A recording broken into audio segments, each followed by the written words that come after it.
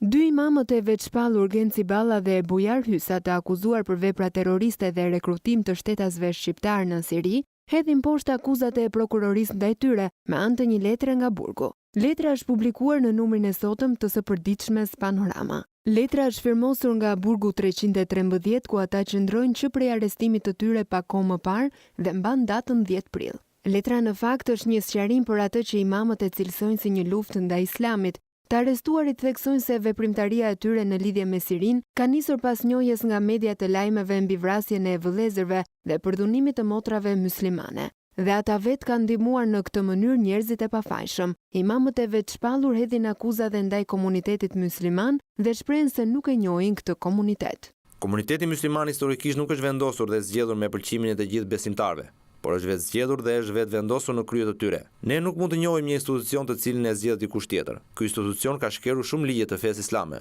Ata pretendojnë se nuk kanë kryer veprime në kundërshtim me ligjin, por vetëm kanë përçuar përmbajtjen e Kuranit duke akuzuar se arrestimi i tyre është në vazhdën e shtypjes dhe luftës që po i bëhet Islamit në vend.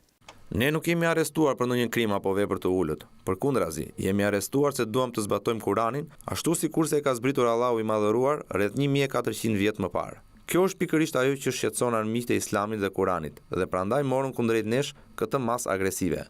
Ky veprim i shtetit tregon se po ecet me hapat e regjimit të Enver Hoxhës, i cili luftoi fen që në ditën e parë të ardhes në pushtet.